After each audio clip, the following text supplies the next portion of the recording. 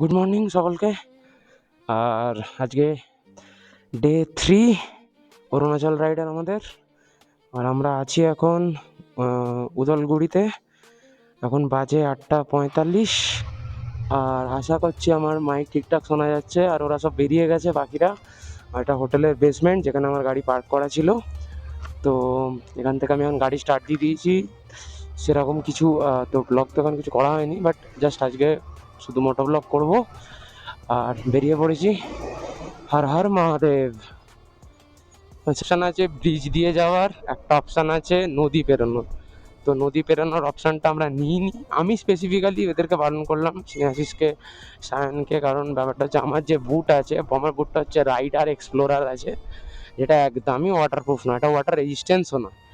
তো যদি কোনোভাবে আমার পা একবার নদীতে পড়ে তাহলে আমার পুরো বুটের ভেতরে জল ঢুকে যাবে। আর পুরো ট্রিপ মানে কি আজকে কালকের দিনটা পুরো আমার পা ভিজে কাটবে। ওই জন্য আমি বারণ করলাম যে ফেরার সময় এ দিয়ে ফেরা হবে, নদী পার করে আসা হবে। এখন আপাতত যাওয়ার সময় আমরা নর্মাল ব্রিজ দিয়ে যাব ভেতর দিয়ে, এই আপাতত প্ল্যান। তো এরপরে যখন পাহাড়ে ঢুকবো তখন আবার দেখা হচ্ছে। তো আমরা এখান থেকে এখন বাঁদিকে পাহাড় দেখা যাচ্ছে, আমি জানি না ক্যামেরায় দেখা যাচ্ছে কিনা, কিন্তু আমরা দেখতে পাচ্ছি বাঁদিকে পুরো পাহাড়ের এটা। আর এই অনুভূতিটা একটা আলাদাই। ওই দেখো আলু পাহাড়, জানি না ক্যামেরা দেখা যাচ্ছে কিনা। এটা হচ্ছে ভুটানের গেট, ভুটানের গেট মানে হচ্ছে ইন্ডিয়ার গেট, এটা ভুটানে যাওয়া যায়। এর ওপারটা হচ্ছে ভুটান আর এপারটা আমরা ইন্ডিয়ায়। তো ওখানে স্নেহাশিসরা আছে, ওরা যাচ্ছে ভেতরে, আমি বাইরে দাঁড়িয়ে আছি আপাতত। আর এটাই। আর এখানে ওই যে আর্মি অফিসার উনি আছেন, উনি আমাদেরকে জিজ্ঞাসা করছেন যে তেল ভরাতে যাবেন। তো তার মানে হচ্ছে এখানে লোকজন কি করে, যেহেতু ভুটানে পেট্রোলের দাম অনেক কম, প্রায় 70 টাকার মধ্যে, 100 লিটার। তো ইন্ডিয়া থেকে লোকে ভুটানে যায়, তেল ভরায়, তারপরে আমার ইন্ডিয়ায় চলে আসে। তো ওই জন্য আর্মি অফিসার জিজ্ঞাসা করছিলেন আপনারা কি তেল ভরাতে যাচ্ছেন? আমরা বলছি না না, আমরা জাস্ট ছবি তুলতে এসেছি। তো এই হচ্ছে ব্যাপার। আর এইটা হচ্ছে গেট। সত্যি ভালো লাগছে, খুব খুব সুন্দর। এদিক দিয়ে নদী বয়ে যাচ্ছে, এই দিক দিয়ে নদী যাচ্ছে, সুন্দর জায়গা, খুব সুন্দর জায়গা। Welcome to Arunachal Pradesh. তো আইএলবি হয়ে গেছে আর আমরা এখন এখান থেকে বেরিয়ে পড়েছি। এটা অরুণাচল প্রদেশ জলের যে মেন রোড, আমরা সেই রোডটা পেয়ে গেছি। এই রাস্তাটা সোজা যাচ্ছে শেরগাঁও। এই রাস্তায় সরে যাচ্ছে শেরগাঁও, এই রাস্তাটা সরে যাচ্ছে শেরগাঁও। ঠিক আছে, আপাতত রাস্তা তো ভালোই খুবই। আর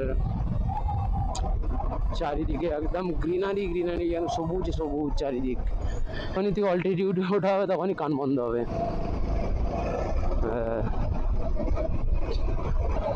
এ বাবা, এ তো সামনের ওয়েদারটা খুব একটা ভালো তো মনে হচ্ছে না একদমই। আর এই ওয়েদারই সবচেয়ে বেশি স্নোফল হয়, এই ওয়েদারেই সবচেয়ে বেশি স্নোফল হয়। একদম পুরো মেঘ পড়ে আছে ওইদিকে। কোথাও এই অরুণাচলে বৃষ্টি বৃষ্টি না, ডাইরেক্ট স্নোফল পড়ে। এবার এটাই চিন্তা হচ্ছে যে আমরা ওই দিকেই যাচ্ছি, আর কি হবে। ঠিক আছে, যা হবে দেখা যাবে। ঠিক আছে, ওয়েদার ফোরকাস্ট তো দেখাচ্ছিল যে ক্লিয়ারই থাকবে, সানি ওয়েদার থাকবে। এবার যদি হঠাৎ করে চেঞ্জ হয় তাহলে দেখতে হবে।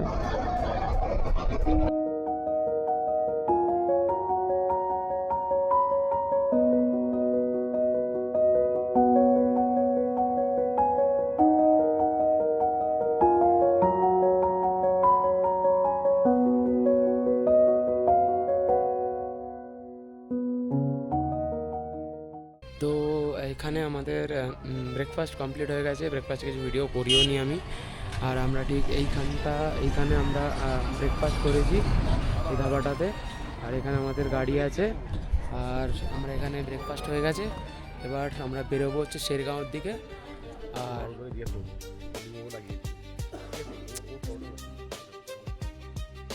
বেরিয়ে পড়েছি। আর এখান থেকে আমরা আজকে তো আমরা প্ল্যান করছি দিরাং, আর না হলে রামা ক্যাম্প বলে একটু এগিয়ে একটা জায়গা আছে, একটু অফবিট জায়গা, ওটা রাস্তার ওপর পড়ে, একটা ছোট ভিলেজ টাইপ। তো ওখানে স্টে করার। তো সকলের সাথে কথা বলি, দেখি সকলের কী মতামত, সেই হিসাবে আমরা স্টে করবো আর কি। আপাতত আমাদের প্রথম গন্তব্য হচ্ছে আমাদের এখন দিরাং। পাহাড়ের এই কার্ভসগুলো খুব ভালো লাগে, এগুলো সত্যি খুব, মানে আমি জানি অ্যাজ এ যারা ট্যুর করেন আপনাদের এর মধ্যে, যারা সবাই বাইক ট্যুর করেন, সকলেই জানেন যে সকলের এই কার্ভসগুলোই খুব ভালো লাগে। এই কার্ভসগুলোতে বাইক টার্ন করার মজাটাই আলাদা।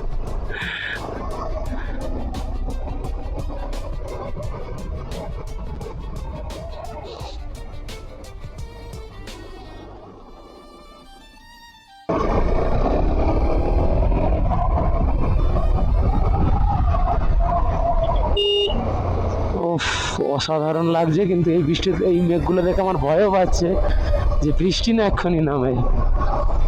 পুরো মেঘ হয়ে আছে এরকম। এর আগের বারে আমি যখন নর্থ বেঙ্গল গিয়েছিলাম, আমরা তখন এরকম একটা দেখেছিলাম যেরকম মেঘ হয়ে আছে, কিন্তু তখন বৃষ্টি পাইনি। কিন্তু এই মেঘগুলো দেখে মনে হচ্ছে বৃষ্টি হতে পারে।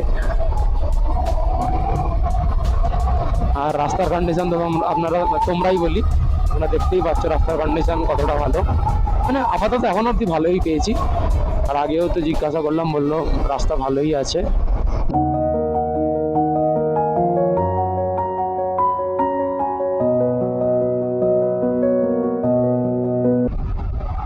এই সাইনটা আমার খুব ভালো লাগে অ্যাকচুয়ালি। সকলে একে অপরকে যে গ্রিট করাটা, এটা হ্যাঁ সকলে সমান নয় অবশ্যই ঠিক, কিন্তু একে অপরকে যে গ্রিট করার ব্যাপারটা, এটা খুব ভালো লাগে। এটা মানে একটা সিম্বল আমাদের যারা ট্যুরিং করেন বাইক নিয়ে, তারা তো সবাই জানেন। তো এটা একটা মানে একে অপরকে, এই ভিউটা খালি দেখুন, মানে আমি জানি না ক্যামেরায় বোঝা যাচ্ছে কিনা, কিন্তু মেঘগুলো পুরো উপর দিয়ে উঠছে মেঘটা, আর এখানে ঘুরছে। কিন্তু এইগুলো দেখার থেকেও এখন একটুখানি আমরা ডিলেতেই চলছে। এখন 11:45 বাজে। ও হো, ডান দিকটা খালি দেখো, টোটাল ডান দিকটা দেখ, খালি। ও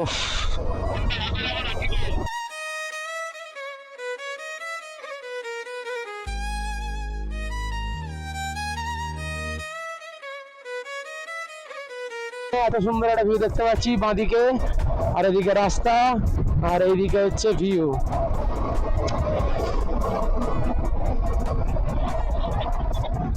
ও হ্যাঁ চল, ডবল সিলিন্ডার গাড়ির তো মজাই আলাদা। এখন স্নেহাশিস বলছে স্নেহাশিসের 5th গিয়ারে গাড়ি উঠছে।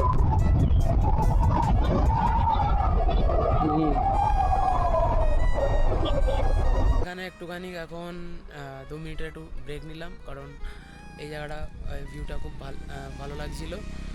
আর এখান থেকে আমাদের ডেস্টিনেশন আর 30 কিলোমিটার, যেটা হচ্ছে শেরগাঁও।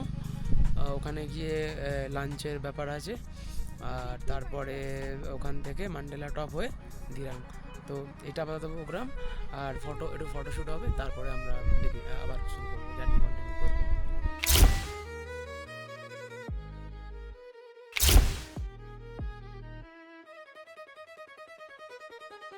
বাগান আছে। তো আমার মা, আমি যখন খুব ছোট ছিলাম, আমি অরুণাচল প্রদেশে এসেছিলাম। তো আমার মনে নেই জিনিসগুলো, রাস্তাঘাট বা কিছু মনে নেই, কিন্তু যখন মাকে বলেছি যে আমরা এতে যাচ্ছি অরুণাচল প্রদেশ, তো তখন আমাকে মা বলছে যে তোরা কলা বাগানে যাচ্ছিস। আমি কেন? বলছি ছোটবেলায় তোদেরকে নিয়ে আমরা অরুণাচল গিয়েছিলাম, ওখানে খালি কলা গাছ।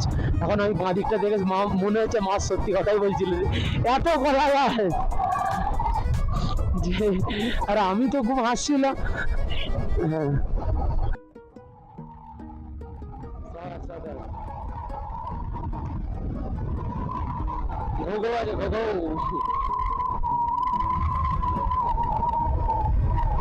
ও বিশাল ডাউন আছে, টাপ ডাউন আছে বিশাল।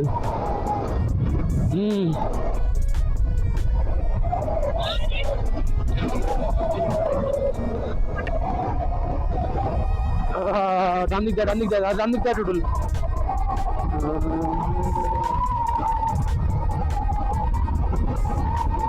কলা গাছ, এত কলা গাছ, এত কলা গাছ। এটা করছি এই ভিডিওটা আমি মাকে দেখাবো যে দেখো।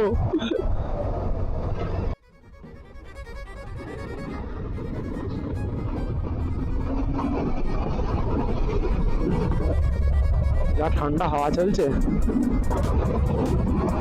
হ্যাঁ বলো। হ্যাঁ হাই রে। ও হ্যাঁ ব্যাস, এই হচ্ছে আমার ভিউটা লক্ষ্য করো। দারুণ দারুণ দারুণ ভিউ, দারুণ, খুব সুন্দর লাগছে। তেনজিং গ্যাং, এটা আমার মনে হয় কোনো একটা হোমস্টে বা জায়গারও নাম হতে পারে এটা, যাই হোক। আচ্ছা, এটা গ্যাং লেখা আছে কেন?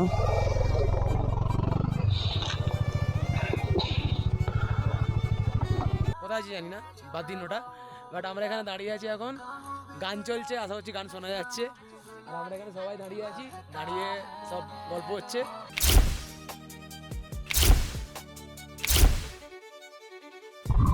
আর এখনো মান্ডেলা ডক যেতে প্রায় 2-2.5 ঘন্টা সময় লাগবে। তো তাহলে মোটামুটি যেতে 4:30-5টা বেজে যাবে, এবং ওখান থেকে হোটেল আরও 1.5-2 ঘন্টা, তো 6টা-7টা বেজে যাবে। এবার আমাদের কাছে এখন কোনো ঠান্ডার গিয়ার নেই, আমরা জাস্ট নর্মাল জ্যাকেট আর আমাদের লাইনারগুলো সব লাগেজের মধ্যে। তো আমরা আজকে যাচ্ছি না মান্ডেলা টপ, আমরা সোজা আজকে দিরাং ঢুকছি। দেন আমরা চেষ্টা করব রিটার্ন আসার সময় যাতে মান্ডেলা টপটা কভার করা যায়, ঠিক আছে। আর এখানে রাস্তাটা আপনি দেখতেই পাচ্ছেন, পুরো ওয়াও, পুরো ঝুড়ে পড়ছে পুরো।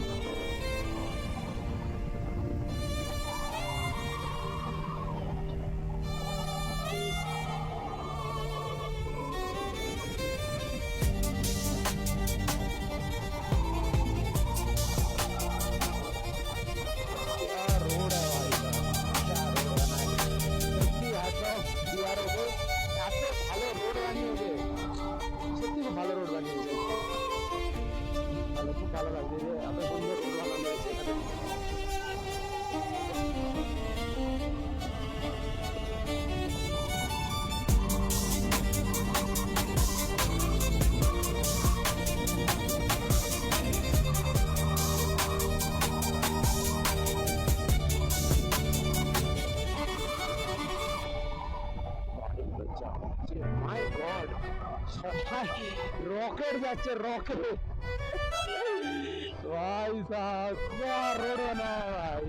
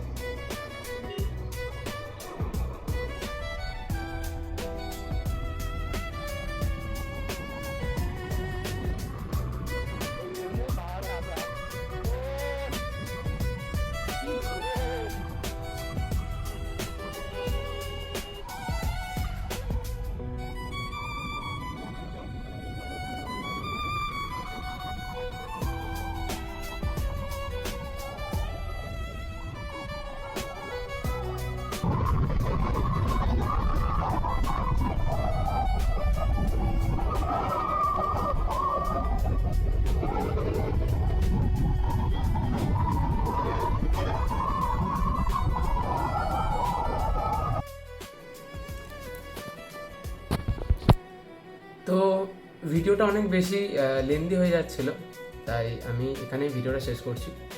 আর এর পরের ভিডিওতে আপনি বাকিটা দেখতে পাবেন ডে 3 এর পার্ট 2। তো স্টে টিউন, খুব তাড়াতাড়ি পার্ট 2 আসছে।